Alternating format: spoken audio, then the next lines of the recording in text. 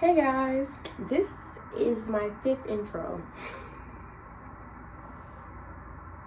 Okay, hold on. Okay. Hi guys, welcome back to my channel. It's you heard.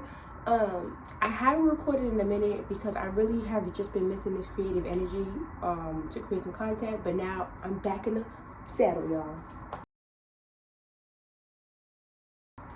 Okay, so I wanted to make a video about, I guess, things I wish I didn't pack for surgery.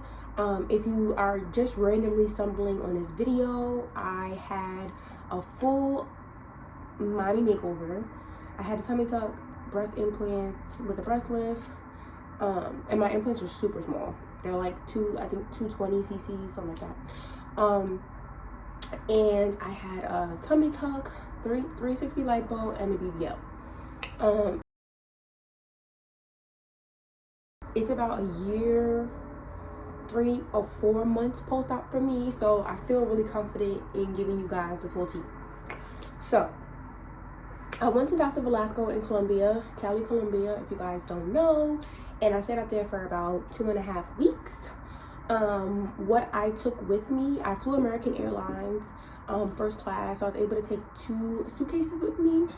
The first suitcase was really full of like clothes, like the smaller suitcase. The second suitcase was all my supplies that I thought I would need. And if you guys want, you can go on my channel, and there is a video, a packing supply video for you guys to reference. So yeah, so things I feel like I packed that I didn't need. Okay, I bought like 10 pairs of compression socks. If you're going to Dr. Velasco, you don't need compression socks because he supplies a pair of compression socks. If you want, I would say maybe get 1 pair.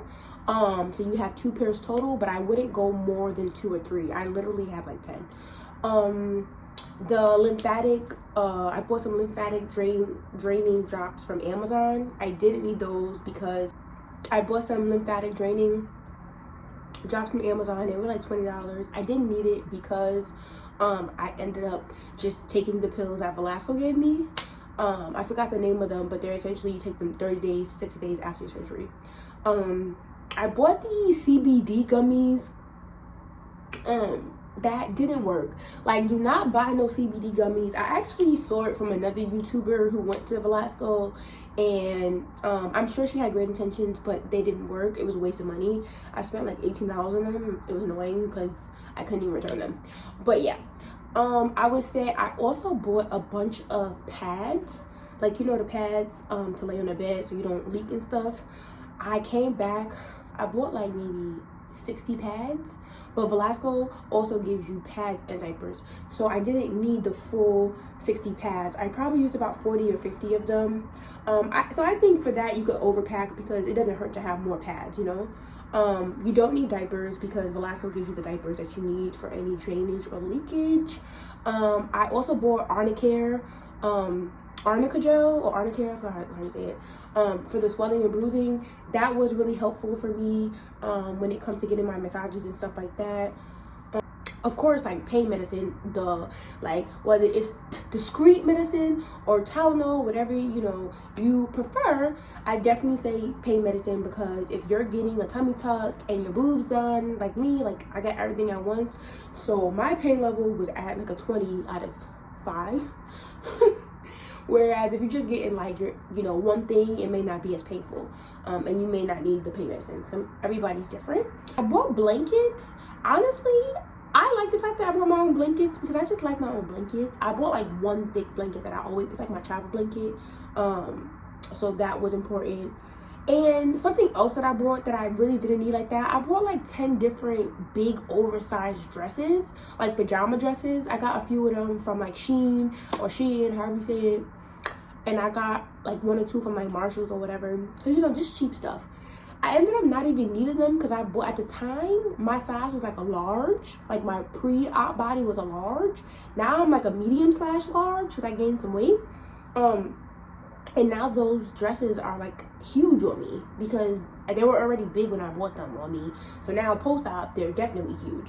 So I'd say only bring like two like, gowns or dresses, because most of the time you're going to be in your faja or you're going to be naked, to be honest. And if your recovery house or wherever you're staying does a good job with laundry, then you shouldn't have to worry about buying a bunch of stuff. And I also say, better than packing too much, I think maybe shop when you land in Colombia. You can allocate like a day or two to like shop over there because it might be a little bit cheaper. I also bought a boppy pillow. That helped me a lot. I use that boppy pillow a lot. So I definitely recommend a boppy pillow if you're having the surgeries that I had. I also did not get a BBL pillow until the day before I left back to America. Make sure y'all have a BBL pillow before your surgery because I was sitting on my butt a lot. And I really don't think it affected my butt, but you know, you just don't know. Shoulda, coulda, woulda. I don't know, you know. Sorry, guys. Some more stuff that I feel like I didn't really need was the aloe vera. Actually, no. Like, I use the aloe vera for my skin. But to be honest, a few days after surgery, sis, like, you're not going to be worried about how you look. I mean, at least you shouldn't. You might just be in pain and you might just be tired. So your look should be the last thing you're worried about in terms of, like, you know, looking good. I still took a shower. In Colombia, they still advise you to take a shower. I heard DR, they tell you not to take a shower, which I think is weird. Take a shower. You know, just even if you have to like get, you know, just like take a bird bath, you know, wash up. Like, don't let these recovery houses or doctors tell you not to wash up because that's nasty. Okay. So I used this cleanser called Hibiclens to clean up, to wash myself with. It's basically an antibacterial, anti-whatever. They use it in the hospitals. But Velasco also gives you this Colombian version of this cleanser, medical cleanser. So you don't have to buy it. It's just something that I bought because I used it up until the day I left. Because I had so many incision marks. I've also brought alcohol, which I do think you can bring, but my recovery house had tons of it, and then also my doctors, nurses had tons of it. So it's not something that you may not need if you were going to Velasco, but alcohol also helped me not faint. So whenever I was about to faint, like right after surgery, I would sip the alcohol and it would wake me up. It helped me regain consciousness.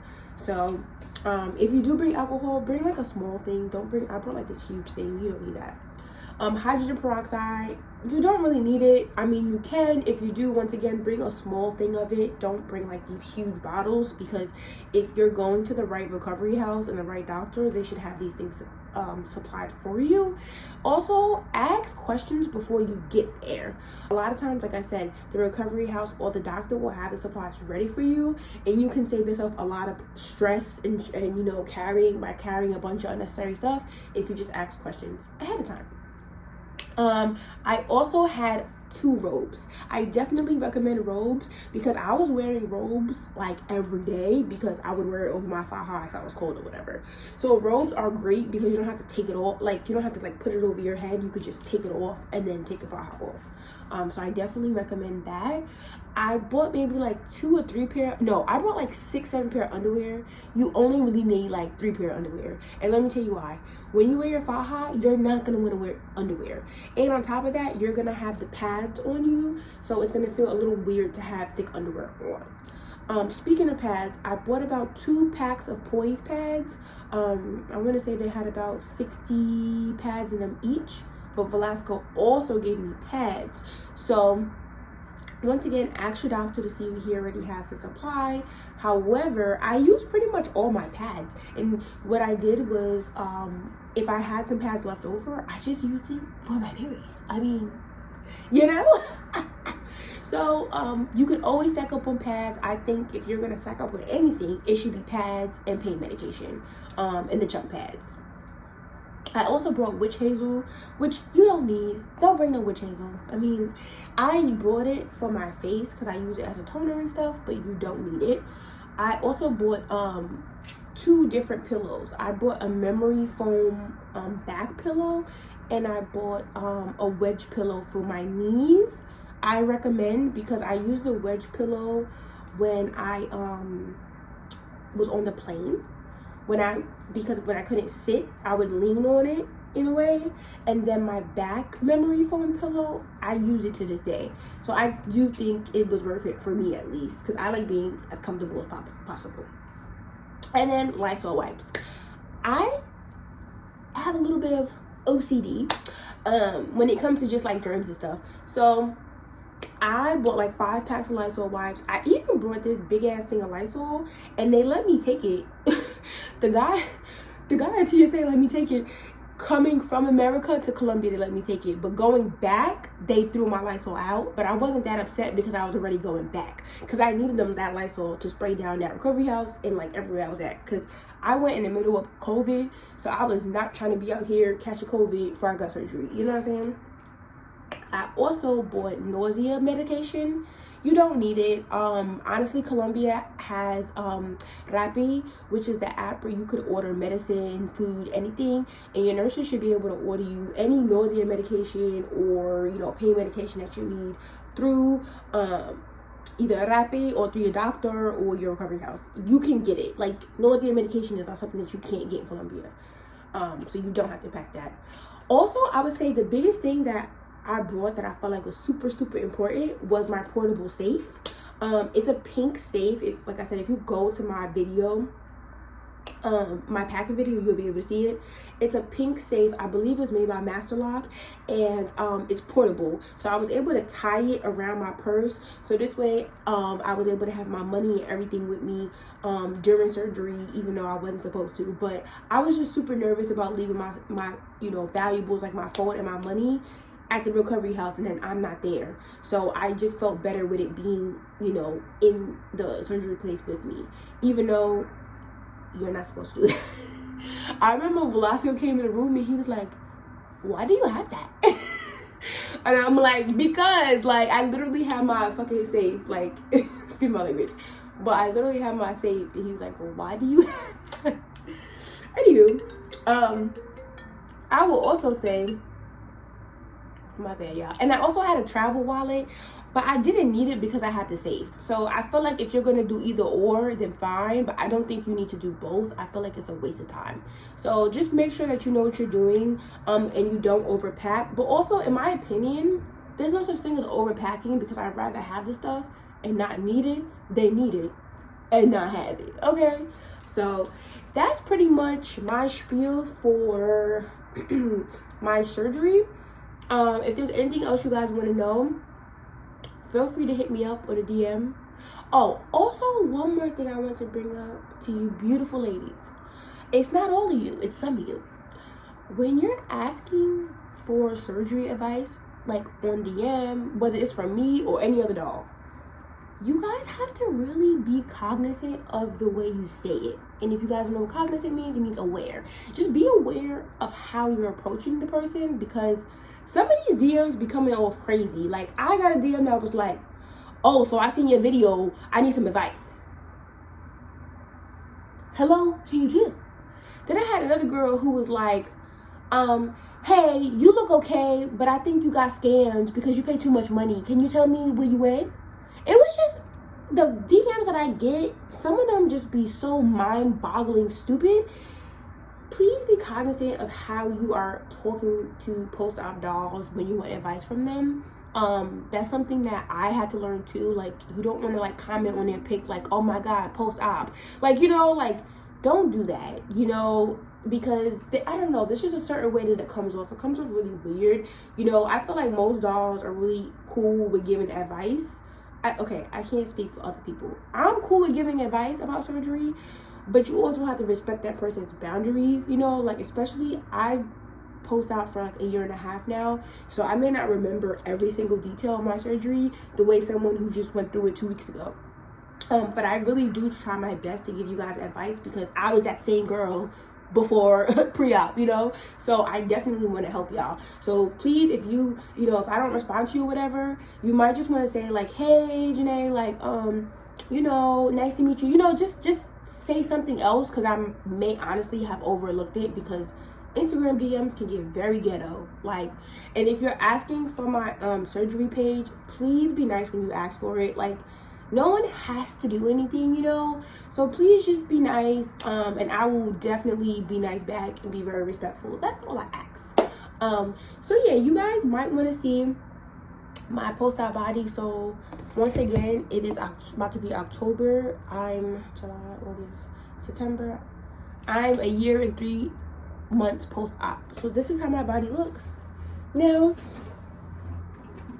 take into account, right, this is my body a year and 3 months post-op. This is what my body looks like. I definitely gained some weight, y'all, so don't be judging me, okay? I gained like 15 pounds. But this is my body. I don't have a faja on. I haven't worked out really, which I'm gonna start doing. But overall, my body still looks great. Like, I love it. It looks really natural. But just make sure you guys are eating right and working out, and also doing a cavitation. Cavitation helps a lot. Like, I'm about to start doing cavitation again because it really just helps drain all that excess fat and fluid that, you know, tacks onto your stomach and makes you look a little bit bigger. I've seen dolls who just got lipo and they are, you know, have a gut again by the next year. So just be cognizant of, you know, taking care of yourself. Your health is the most important thing. And your body's not perfect. My body's not perfect. Nobody's body is perfect. So just give yourself a little bit of grace. And even if you don't get the results you want in round 1, you know, just save up and, you know, do a round 2. Because I definitely will be doing a round 2. I don't know when, but I'll have to wait till I gain a little bit more weight, because I feel like I don't really have the weight that I want on me yet to do a round 2. But everything is great. My boobs healed great. Like, I'm really satisfied, and I think I'm definitely gonna go back to Velasco. I'm definitely gonna go back to Colombia, because I feel like Colombia snatches. Okay, like the US, I don't know. I just haven't seen it. I haven't seen the results. But thank you guys so much for watching.